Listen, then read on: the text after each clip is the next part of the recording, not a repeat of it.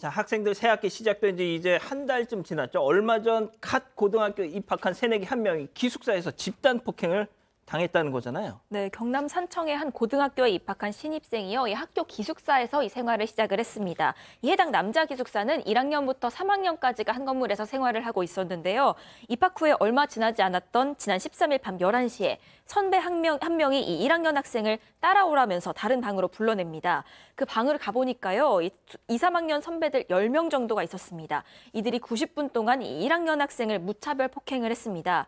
특히 피해 학생 측은 이들 중 3명은 쇠로 된 침대 프레임을 이 동원해서 때렸다고 주장을 하고 있습니다. 가해 학생들은 일부가 보초를 서다가 교대에서 다시 폭행하는 방식으로 이렇게 폭행을 이어갔다고 합니다. 또 큰 소리가 나지 않도록 이 피해 학생에게 소리 내면 지금보다 몇 배 더 맞는다. 절대 입 열지 마라. 신고하면 1학년 전체에 보복하겠다. 이런 협박까지 했다고 합니다.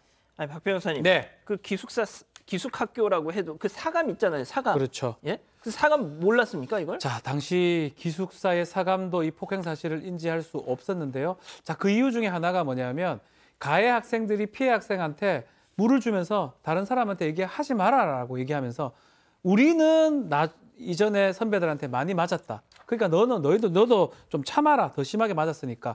이렇게 얘기하면서 얘기를 못하게 협박을 했던 걸로 보입니다. 더더군다나 이 폭행이 있은 직후에 교실로 곧장 가지 못하고 나중에 가다 보니까 그 피해 학생은 하루 종일 인상을 찌푸리고 있었는데 학교에서도 그렇고요. 또 사감도 전혀 폭행 사실을 인지하지 못했습니다.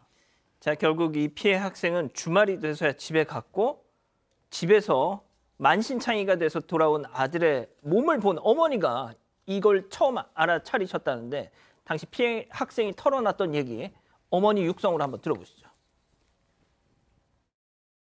뒤로 눕지 않니 등이 아프고 엉덩이가 너무 아파서 엄마 그래서 옆으로 한번 누워볼까 생각을 했더니 어깨가 양쪽 어깨를 다 맞아서 너무 아프고 앞으로 자려고 했더니 엄마 가슴이 아파가지고 죽을 것 같고 배도 너무 아프고 머리도 너무 아프고 눈이 빠질 것 같고 정신도 없고 숨도 안 쉬어지고 침대에서 누워서 엄마 천장을 전 눈이 안 떠져. 내가 정말 엄마 너무 죽을 것 같아서 너무 힘들고 너무 고통스러웠다고. 누구한테라도 얘기하면 너는 그날 이후부터 너는 죽는다. 그리고 네가 잘못해서 맞은 거지 우리가 그냥 때린 게 아니다. 그런 죄책감과 공포에 그렇게 시달리고 있는데도 불구하고 계속해서 애한테 협박을 한 거죠. 자, 이 피해자인 아들은 내 잘못이다 하면서 오히려 자기를 자책하고 있었다는 거잖아요. 네, 저 남학생을 키워본 엄마였던 저는 굉장히 같이 화가 나네요. 네, 한 명 아이를 10명 선배가 방에 가둬놓고 지금 90분을 때렸다는 거죠. 쇠파이프도 동원했다라는 거고 결국 그 다음 날에 학교에서도 모르고 사감도 모르고 그런데 지금 이 아이는 도리어 엄마 내가 잘못해서 맞은 거야. 절대 얘기하지 마라고 벌벌 떨면서 아직도 두려워하고 있다는 건데 무슨 이렇게까지 90분 동안 10명한테 맞을 잘못을 했나 하면 주머니에 손 넣고 걸었답니다. 그게 너무 건방져 보여서 이만큼을 맞았다라고 하고요. 지금도 병원에 가자 그러면 나 의사한테도 이 몸을 보여주고 싶지 않아. 나 너무 부끄러워. 그리고 내가 맞을 만해서 맞은 거니까 엄마 용서해줘. 미안해. 이렇게 얘기를 하고 있대요. 이 아이가 받은 상처는 제가 봤을 때 몸보다 마음이 더 심할 것 같고요. 자존감도 그렇고 이건 트라우마가 될 만하다. 그리고 저는 나아가서 이 선배라는 아이들 좀 혼나야 되는데 이 정말 건방진 아이를 찾은 것이 아니고 가장 순하고 착한 아이를 찾은 건 아니었을까라는 의구심이 생깁니다. 그러니까 말이죠. 자, 일단 이 학부모님의 신고로 수사에 경찰이 착수했습니다. 그런데 수사 과정에서 좀 이례적인 일이 있었습니다. 체크포인트 짚어보죠. 학교를 압수수색. 자, 경찰이 학교 측에 압수수색 영장을 신청을 했다. 이게 무슨 얘기죠? 사실은 학교에 압수수색 영장을 신청하는 경우가 상당히 드문 일인데요. 경찰의 수사를 시작해가지고 학교 측에다가 가해 학생의 인적 사항하고 가해 학생들 쓴 진술 조서가 있거든요. 그거를 달라고 했는데 학교 측에서는 개인정보, 즉 거기 인적 사항이 들어있기 때문에 개인정보 때문에 경찰이 수사 협조를 안 했던 거예요. 경찰에서 볼 때는 가해자도 여러 명이고 또 가해자한테 입을 맞출 수 있을 뿐더러 또 그리고 증거를 은폐할 수도 있지 않습니까? 그리고 또 피해자의 진술을 맞춰보기 위해서는 그 자료가 필요한데 안 주게 되니까 경찰에서는 신속하게 좀 움직였던 거예요. 신고 이틀 만에 그 자료를 받기 위해서 압수수색 영장을 신청을 했는데 압수수색 영장을 신청하게 되면은 학교가 제공하지 않다 하더라도 강제로 그 관련 서류를 압수할 수 있거든요. 그렇기 때문에 압수수색 영장을 신청을 했던 것입니다. 예. 야, 이거를 경찰의 협조를 않는다고 이거를 막을 수 있다고 생각을 했을까요? 이 학교는. 자, 생소하게 참 들리는 얘기인데 학교 측이 왜 이렇게 경찰의 어떤 수사를 막으려고 했는지 그 이유, 피해 학생 부모님의 얘기를 한번 직접 들어보시죠. 학교 측에서는 아이들의 가해자의 어떠한 이름도 어떠한 개인정보에 그런 문제가 있기 때문에 어떠한 것도 제공할 수가 없다. 불합리적으로 적극적인 태도가 아니라 소극적인 태도로 그럼 뭐든지 이렇게 무마하려는 거, 엎으려는 그런 게 느껴졌기 때문에 저도 너무 마음이 착잡합니다. 자, 박 변호사님. 예.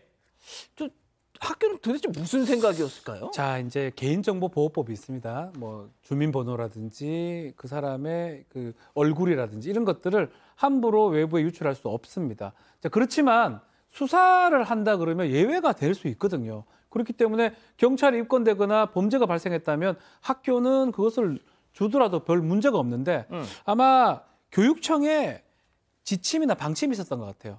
어떠한 일이 있더라도 개인정보 줄 때 뭐 어떤 다른 요건을 갖추든지 하라는 그 지침에 따라서 했다고 지금 알려져 있고 또 그러다 보니까 경찰 입장에서는 그 개인정보를 확보를 해야지. 왜냐하면 입학한 지 얼마 안 됐기 때문에 가해 학생이 누군지 모릅니다. 예. 그렇기 때문에 또 압수 영장이 들어간 거고요. 그래서 이 여러 가지 좀 문제점들이 계속 발생했던 것 같아요. 특히 지금 얘기에 따르면 피해 학생 보호도 좀 미흡했던 것 같아요. 사건 발생하고 한참 지난 다음에 그때부터 뭐 분리 조치라든지 그런 걸 했기 때문에 이 피해 학생한테 그 조치라든지 이런 것들이 미흡했다는 것도 알려져 있습니다.